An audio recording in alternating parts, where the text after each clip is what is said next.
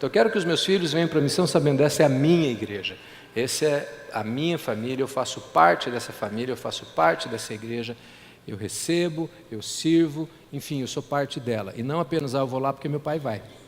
Tá? Então nós queremos envolvê-los. Como que isso vai acontecer? Nas próximas semanas, nós vamos estar abrindo vagas, posições, para que eles se envolvam em diversos ministérios, de acordo com a afinidade deles. Então, por exemplo, alguém para mexer na mesa de som, que está dando essa zoeira toda aí, quem sabe um dos seus filhos, vai ser o gênio que vai nos ajudar no som, ou nos slides, ou no computador, ou como anfitrião, ou com as crianças, ou daqui uns dias, quem sabe tocando bateria, ou tocando baixo, ou guitarra, ou teclado, enfim. A gente já tem visto a gurizada aí, hoje o Pedro tocou violão, e eles estão se revezando nos instrumentos, então a gente quer envolvê-los realmente no corpo. Para isso é importante que eles estejam aqui com a gente. Tá? O que nós não queremos é aquele esquema assim, eu vou no dia que eu estou escalado. A gente não quer isso. A gente quer assim, que as pessoas estejam participando do corpo, da vida da igreja, seja servindo ou seja só ficando sentadinhas ouvindo, meninas? E não vale sair e ir lá pro loungezinho, tá bom? Estou de olho em vocês, viu? Porque a gente chega lá, está lá, a turminha toda reunida lá, deitada no lounge, tá bom? Então vamos lá.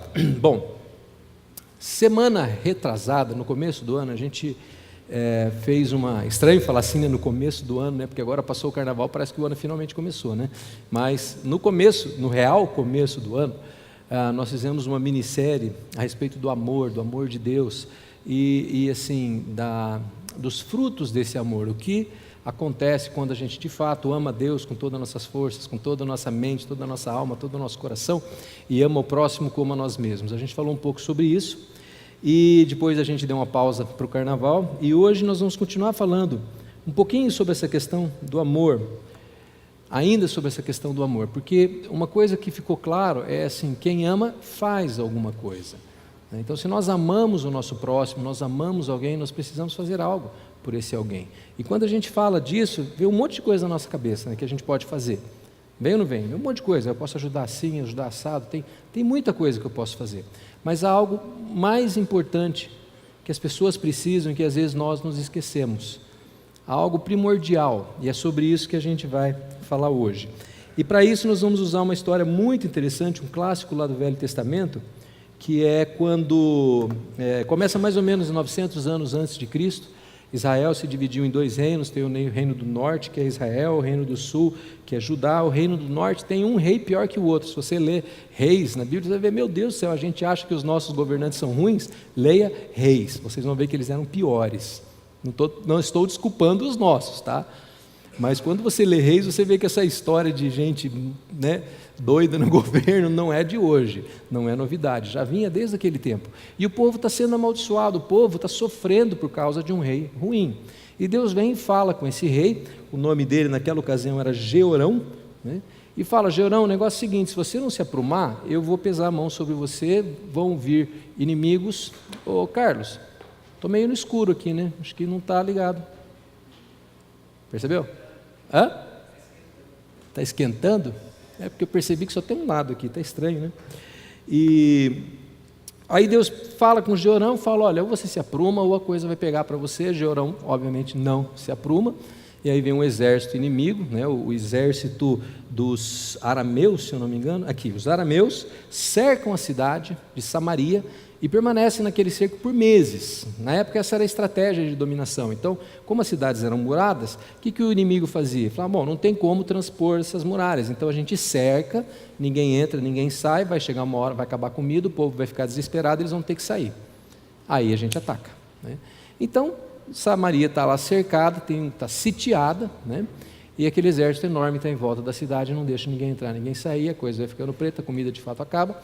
Eles começam a comer cabeça de mula, titica de galinha, titica de pombo, porque as galinhas já tinham morrido todas, E começam até a planejar, assim, comer uns aos outros, A coisa está tão preta que lá no capítulo 6 de Reis, você vê, assim, cenas de canibalismo prestes a acontecer, de tão feia que está a situação daquele povo, Bom, enquanto tudo isso acontece dentro da cidade, há algo acontecendo fora da cidade, que é a história dos 4 leprosos, que eu até já contei para vocês algum tempo antes essa história, alguns vão lembrar talvez, mas ela é mais ou menos assim.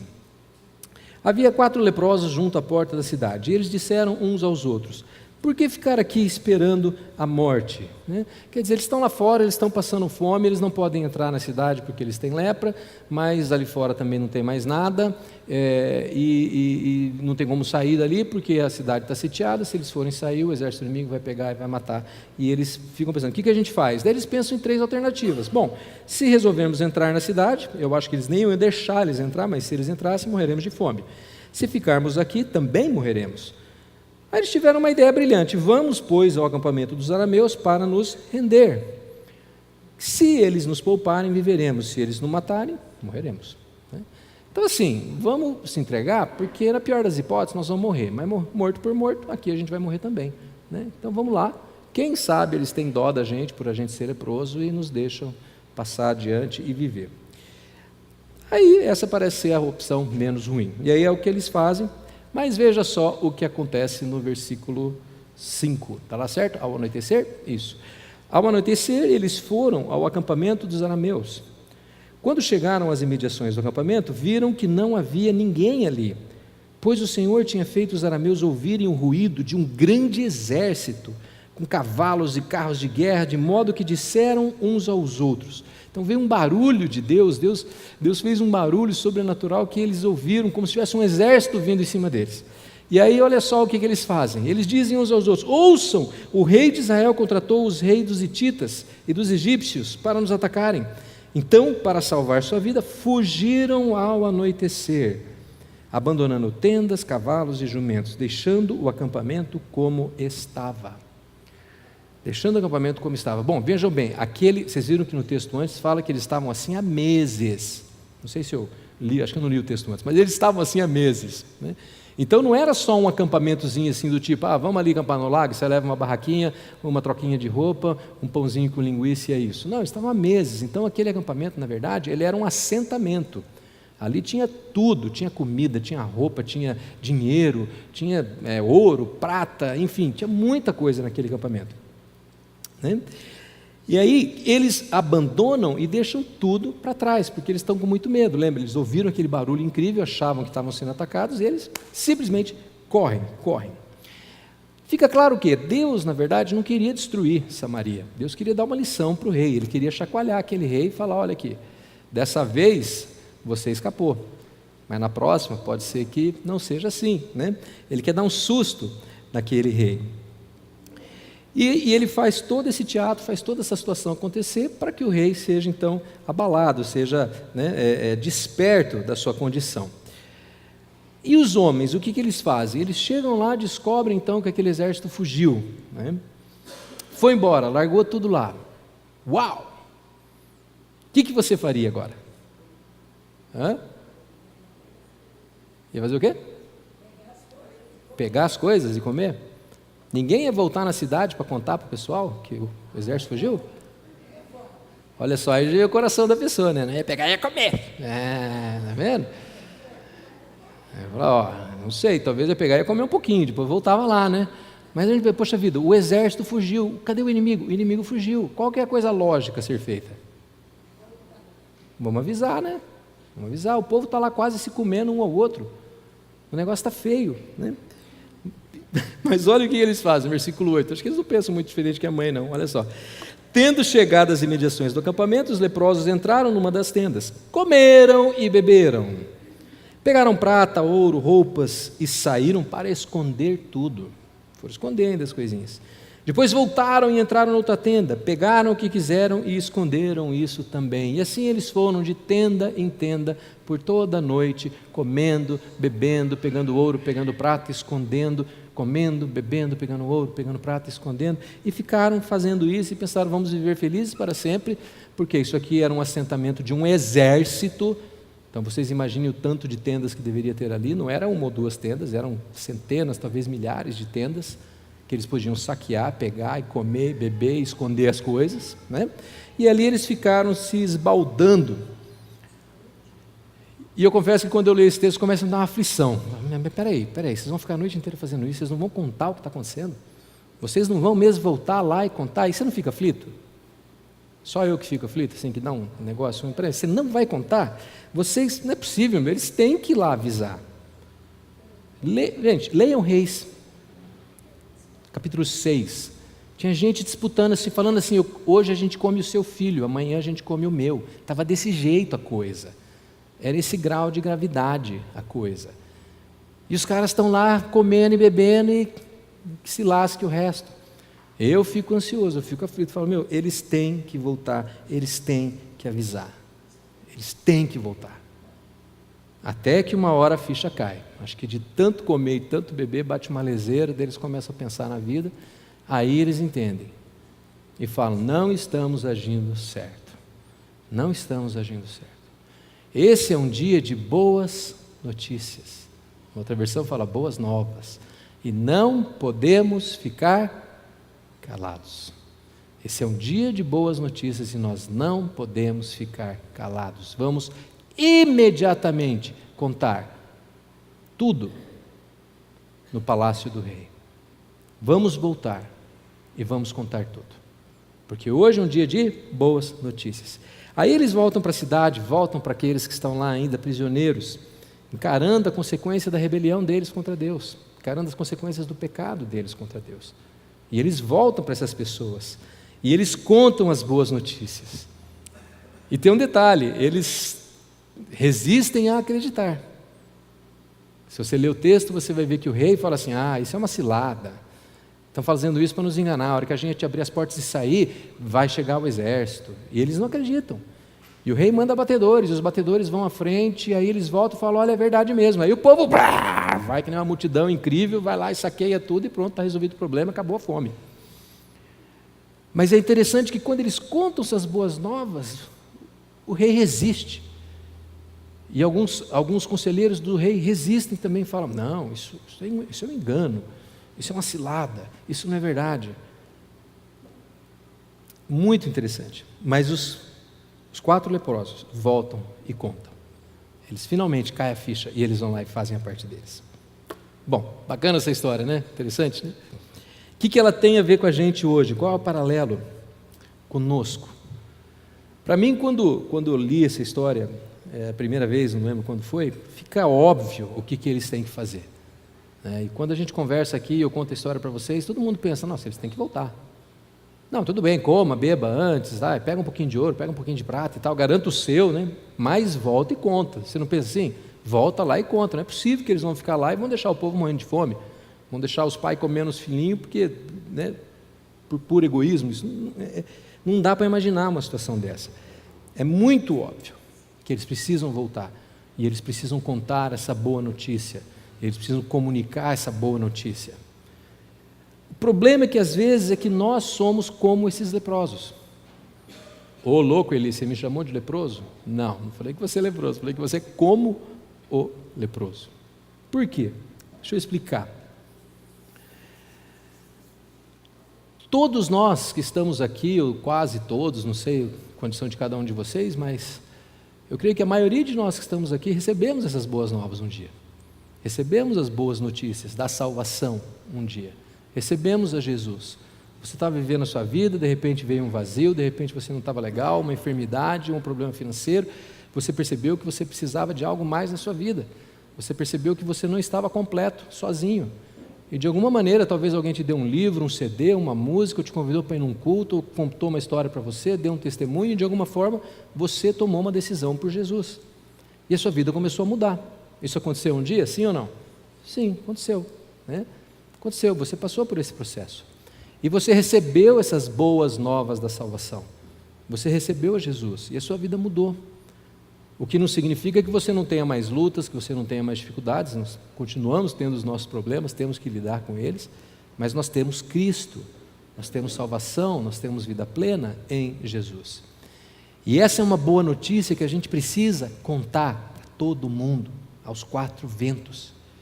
E às vezes a gente é como aqueles leprosos, por quê? Porque a gente está tão ocupado com o nosso mundinho, com as nossas coisinhas, com os nossos amiguinhos, com o nosso grupinho da igreja, com a nossa, né, com a nossa música, com o nosso sei lá o que nos ocupa, que a gente esquece de contar para as pessoas, ei, há liberdade, O inimigo foi vencido.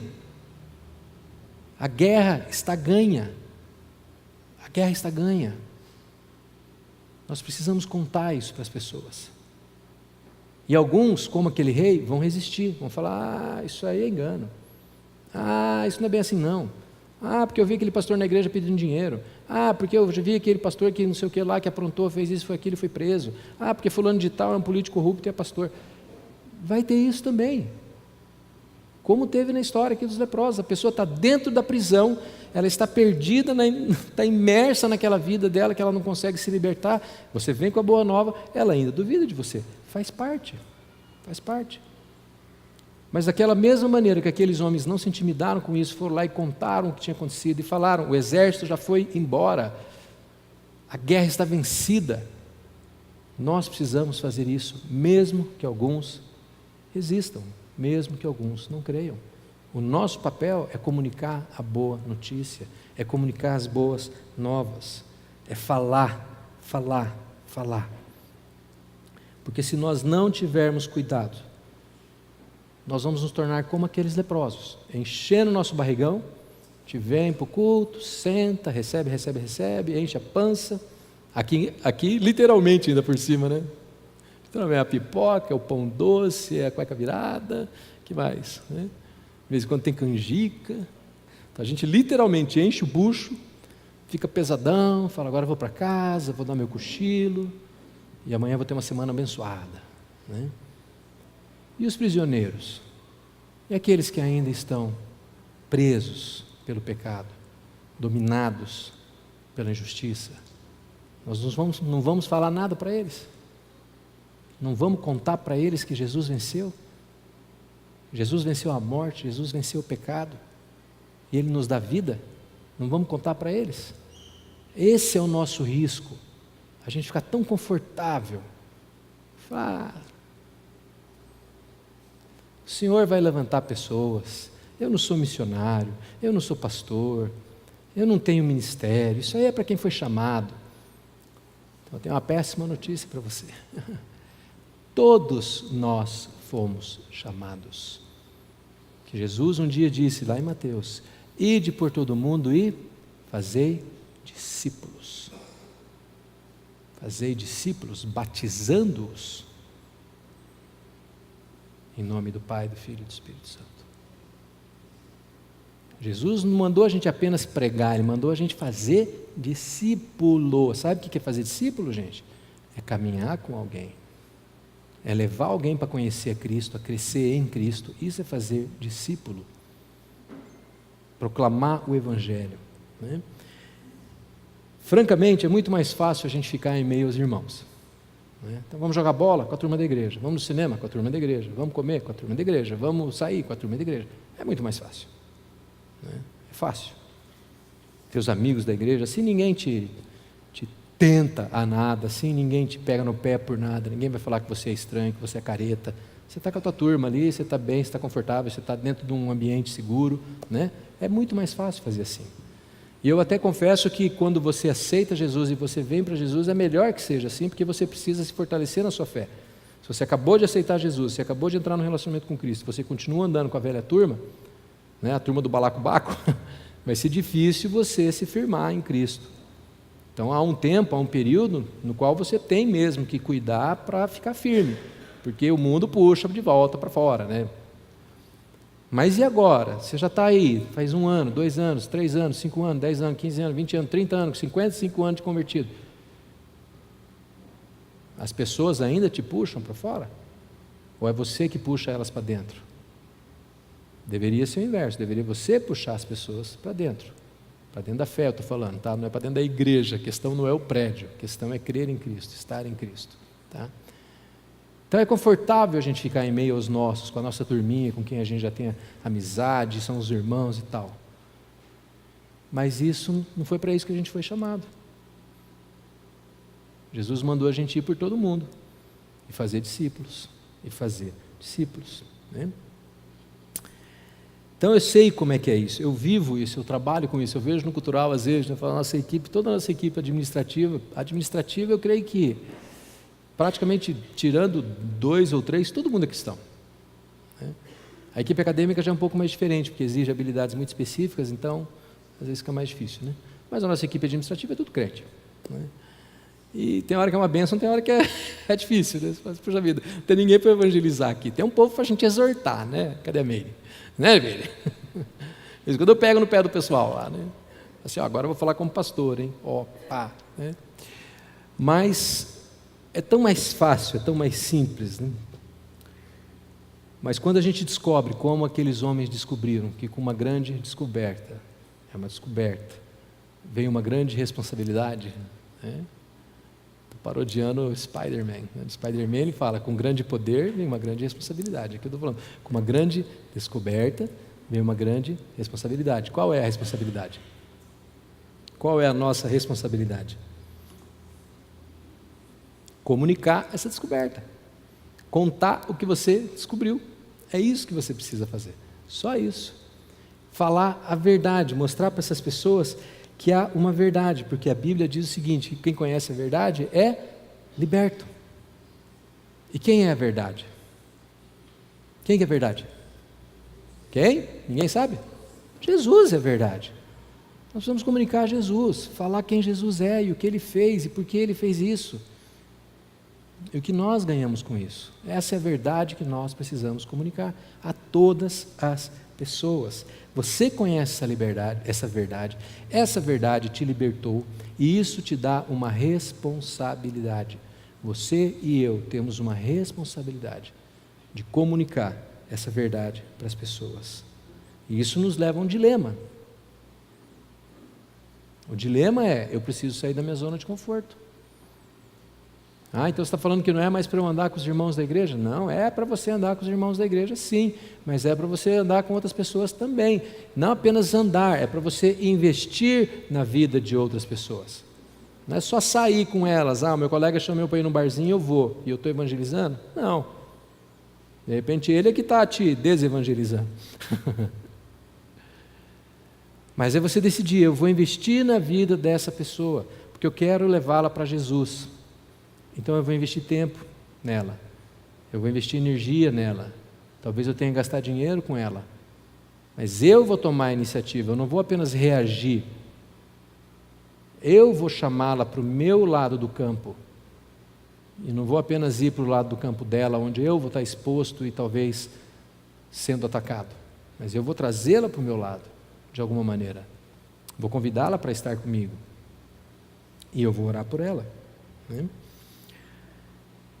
Aqueles leprosos, eles encerram com uma passagem muito importante. Não estamos agindo certo. Esse é um dia de boas notícias e não podemos ficar calados. Não estamos agindo certo. Esse é um dia de boas notícias e não podemos ficar calados. Eu creio que esse precisa ser assim a nossa palavra de ordem. Este é um dia de boas notícias. Não podemos ficar calados. Este é um dia de boas notícias. Jesus ressuscitou. Ele me deu a vida. Ele me limpou dos meus pecados. Ele me deu a eternidade. Ele me deu vida plena. Ele mudou a minha vida. Eu não posso ficar calado. Eu não posso ficar calado. Eu não posso permitir que as pessoas continuem prisioneiras, comendo cabeça de boi, comendo cocô de passarinho. Porque metaforicamente é isso que está acontecendo lá fora, é isso que está acontecendo com os nossos amigos. Eles estão literalmente comendo pão que o diabo amassou. Talvez porque nós não chegamos neles e falamos, esse é um dia de boas notícias. A guerra está ganha, Jesus venceu, Ele não está morto, Ele ressuscitou. E você pode ter essa vida que Ele tem, porque essa vida é sua, é para você. Talvez o que falte para essas pessoas é ouvir isso dos nossos lábios. Pessoas que nem eu, nem Mantovani, nem a Nikele, nem Fabrício, nem ninguém tem acesso, só você tem acesso. Pessoas que só você tem influência sobre a vida delas, que eu não tenho influência nenhuma. Talvez você falava trazer aqui no culto, talvez não adianta você trazer aqui no culto. Talvez elas não vão ouvir o que eu tenho a falar. Mas possivelmente elas ouçam o que você tem a falar. Porque em você elas confiam. Você elas estimam. Você elas ouvem. Outras pessoas não. que aconteceria na sua vida hoje se você abraçasse esse princípio? Se você hoje decidir que eu não estou agindo certo, esse é um dia de boas notícias e eu não posso ficar calado. Se você decidir isso hoje, o que muda na sua vida? O que mudaria na sua vida? Quem que você iria convidar talvez para almoçar, ou tomar um café, ou um chá para os mais elegantes? Ou uma coca para os mais jovens? Para quem que você mandaria um livro, talvez um CD, uma mensagem de áudio, não sei, hoje em dia está tão variada as possibilidades. Será que você mudaria algo no seu orçamento? Você colocaria lá uma verbinha para, isso aqui é um dinheirinho para eu gastar com café da manhã, com almoço, com jantar, não sei, com pessoas a quem eu quero evangelizar? Alguém já experimentou fazer isso, colocar na agenda, falar, não, aqui tem aquele casal, eles estão passando por uma situação difícil, vamos convidar eles para jantar com a gente, vamos falar de Jesus para eles. Ou você sempre chama quem está feliz, quem está legal, para poder alegrar o teu dia? Às vezes a gente precisa chamar aqueles que não estão bem. Nossa, o fulano está passando uma fase difícil, convida ele para almoçar, convida ele para jantar. Quem já passou por fases difíceis sabe como é, como você se sente isolado. Convide essa pessoa para sair. Quem você chamaria para ir na sua casa? Para quem você mandaria um e-mail ainda hoje, ou uma mensagem de WhatsApp, ou Facebook, sei lá. Gente, é preciso ser intencional.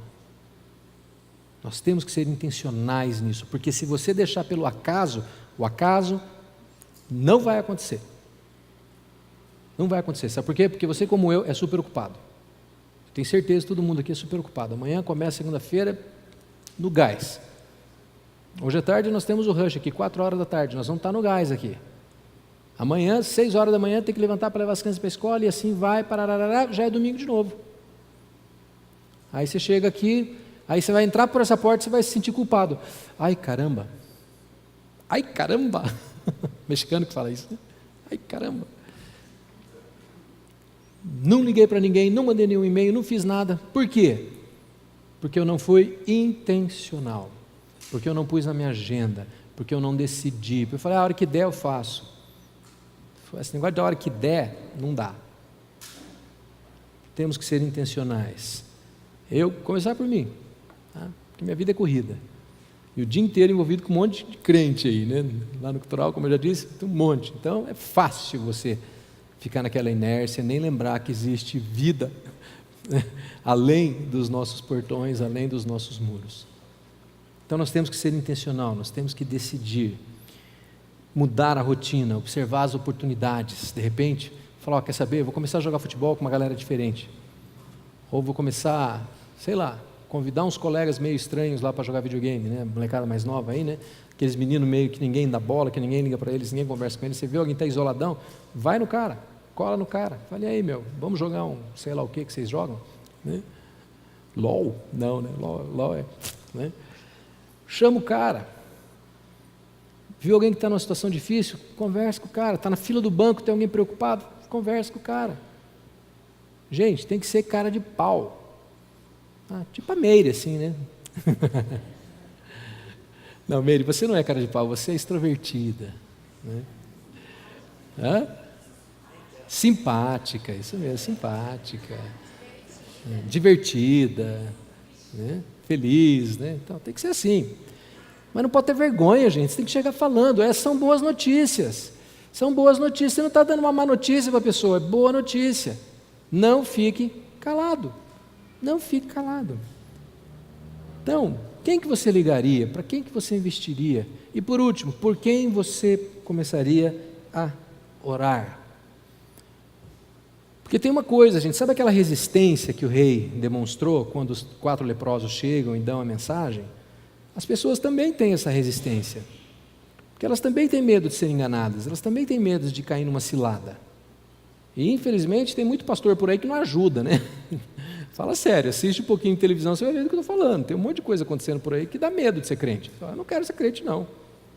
Eu não quero ser crente daquele jeito, né? Porque tem uns negócios que a gente vê por aí, meu, eu já vi nego vendendo lenço com o suor do pastor. Vocês já viram? Viram essa? A outra lá vendendo, bota a mão na minha bota. Paga ali e passa a mão na minha bota. Né? Água do Nilo? Alguém vai querer tomar água do Nilo, gente? Toma do Jordão, então, mas não do Nilo. Né? Mas sim, uns negócios tão imbecil. Outro dia tinha vassoura para varrer Satanás, né? Vocês viram? Vocês viram isso? O povo vendendo a vassoura ungida. Os caras ungindo a vassoura, essa vassoura para varrer Satanás para fora da tua casa. Cidinha gostou, né, Cidinha? Cidinha vai querer comprar. Aí tinha também a caneta da bênção. A caneta, que o cara ungia as canetas, orava sobre a caneta. Agora quem botar a mão nessa caneta, o que você assinar com essa caneta, vai dar certo. Essa é melhor do que a meu em nome, tomo posse em nome de Jesus, né? Você leva caneta ainda para assinar o registro, né? Assinei, é meu. Gente, vamos falar sério, você vê essas barbaridades na TV, você também não ia ficar desconfiado? Quando alguém vem te falar de Jesus? Ia ficar desconfiado ou não? Claro que ia. Lógico que ia, mas é importante a gente saber que as pessoas também pensam, né? Mas saber que nós temos boas novas e nós não podemos ficar calados, mesmo que elas fiquem desconfiadas, mesmo que elas tenham medo, mesmo que elas de início rejeitem, quando elas verem que há algo diferente na sua vida e que você é uma pessoa feliz, alegre, sorridente, cara de pau, elas vão falar: eu quero saber o que é isso. Por que você consegue ser feliz mesmo com tanta adversidade, mesmo com tanto problema, mesmo com a tua conta negativa, mesmo com o teu filho doente, você não perde o ânimo? Por que você continua assim? Você responde: porque eu tenho vida. Eu tenho vida em abundância, a vida que Ele me deu. E isso ninguém pode me tirar. Ninguém pode me tirar. E a boa notícia é que essa vida é para você também. Essa mesma vida que eu tenho, Ele entregou para você. Basta você receber. Basta você receber, né? Então nós não podemos nos calar. Nós não podemos nos calar. Então hoje eu quero te desafiar, quero desafiar você a pensar: quem é a pessoa que hoje precisa saber que Jesus venceu? Quem da sua família, dos seus amigos, seus colegas de trabalho, colega de escola? Quem precisa saber que há vida à disposição? Que Jesus venceu? Que há uma boa notícia? Que eles não precisam continuar vivendo daquela maneira? Quem precisa conhecer a verdade que liberta, e receber essa liberdade que está em Cristo? Quem é essa pessoa? Você está disposto a sair da sua zona de conforto por ela? Você está disposto a investir seu tempo, sua energia, talvez até algum dinheirinho, para estar perto dessa pessoa e trazer ela para perto de você e ganhar influência sobre ela? Você está disposto a comunicar a verdade sobre a vida dela? Você está disposto a orar por ela a partir de hoje? Por ela ou por eles? Ou por ele, em plural, no singular? Nós não estamos preocupados com números, tá, gente? Quero deixar claro. Nosso sonho nunca foi ter uma mega church, não é isso. Mas nós estamos preocupados em cumprir a nossa missão. O nome da nossa igreja é Missão 5:16, que diz que a luz que está em vocês, que é a luz de Cristo, brilhe sobre as pessoas e as leve a glorificar a Deus. Essa é a nossa preocupação, que nós possamos brilhar a luz de Cristo, que nós possamos comunicar o amor de Cristo, e que as pessoas possam conhecer a Cristo, mesmo que elas não venham para cá, talvez elas vão para outra igreja, não tem problema, mas elas precisam conhecer a Cristo. Nós precisamos entender que há uma boa notícia que precisa ser contada, e isso precisa nos dar uma ansiedade. Eu preciso contar essa notícia, eu preciso comunicar essa verdade. Você acredita nisso? Você está disposto a lutar por isso? Hoje eu quero te desafiar a pensar por alguém ou por alguéms. Meire, me traz 2 papeizinhos daquele, por favor. Vem aqui para frente. Tem mais alguém? Anne Kelly, dá uma mãozinha aqui para nós. Anne, vem aqui. Meire, vem aqui. Vem com tudo, vem com tudo. Vem. Vem, mulher. Aqui, só pegar o negócio e vir.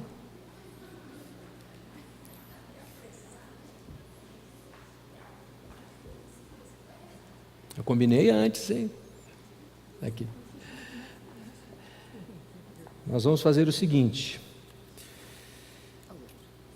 Nós vamos orar sobre esse papelzinho, você vai levar para a pessoa vai botar a mão nele, o Espírito Santo... Não.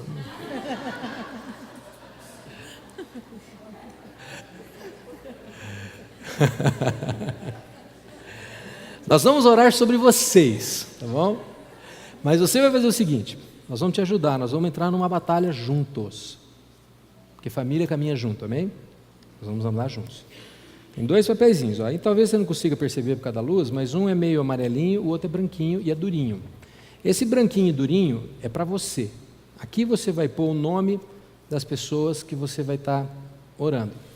Não adianta, gente, não é muito produtivo você falar assim, não, agora eu vou evangelizar todos os meus amigos. Eu vou sair dando tiro para tudo quanto é lado e talvez eu não acerte ninguém. Então liste 1, 2, 3, ou 1, 2, ou 1, ou 1, 2, 3, 4, 5, enfim. Quem que o Senhor colocou no teu coração agora? Nós vamos orar, Deus vai falar para você. João, Maria, Pedro, Tiago, não sei. Né? Aí você vai escrever o nome no papelzinho branco durinho, você guarda para você. Põe na sua carteira, põe na porta da geladeira. A gente fez ele durinho para ele resistir mais. E você olhar para isso aqui, quando você bater o olho aqui, você ora por essa pessoa. Mas, gente, não precisa fazer aquela mega oração super longa, olhar para o papel e ver o nome do João aqui, Senhor, abençoa o João, quebranta o coração do João, prepara o João para ouvir a tua palavra, em nome de Jesus, amém. Ó, João foi por acaso, João, não é nada com você, tá? É que alguém pode estar achando que eu estou dando uma direta, né? Tipo assim, o João tem que se converter, né? Nada disso, tá? Mas esse João imaginário aqui, então a gente ora por ele, tá bom? O amarelinho, o que você vai fazer? Você vai só botar o teu nome e o nome do João de novo. E vai entregar para nós o amarelinho. Porque aí o amarelinho nós vamos compilar e vamos distribuir para os líderes da igreja para a gente estar orando por essas pessoas. Tá? Porque a palavra diz o seguinte, que é o Espírito Santo quem nos convence de toda iniquidade. Então quando vier aquela resistência que eu estava falando, que aconteceu com o rei Reoboão e que acontece com os nossos amigos, sabe quem vai romper essa resistência? O Espírito Santo. É o Espírito Santo que vai quebrar essa resistência. É o Espírito Santo que vai fazer essa pessoa entender o amor de Cristo. E nós vamos ser apenas ferramentas. Nós vamos ser apenas aqueles que vão levar a mensagem, mas quem vai convencer será o Espírito Santo. E nós vamos estar orando por isso. E eu sei que há pessoas que são mais duras e resistentes do que outras. Algumas estão prontas, outras não. Algumas talvez demorem anos. Outras talvez venham ao seu primeiro convite. E é por isso que a gente tem que orar por elas. Então eu quero desafiar vocês. Quem vai aceitar esse desafio? E aí vocês vão levar o amarelinho, vão levar o branquinho e vão deixar o amarelinho para a gente orar por vocês. Então, como que a gente vai fazer? Vamos cantar uma música? Cadê o Celso e a turma? Nós vamos repetir a música nova que nós aprendemos hoje, né? Houve uma falhazinha técnica no slide, já deu para ajeitar aí, Carlão, ou não? Da música nova. Está tudo certo? Nós vamos cantar essa música novamente. Ao final dessa música nós vamos orar. E aí eu vou perguntar, quem de vocês vai aceitar esse desafio? Quem vai assumir que essas são boas novas e que nós não podemos ficar calados? Inclusive assumir a primeira parte, talvez estejamos agindo errado, né? Talvez estejamos agindo errado. São boas novas, nós não podemos ficar calados. Então vamos cantar, na volta a gente distribui os papeizinhos e aí a gente ora juntos. Amém?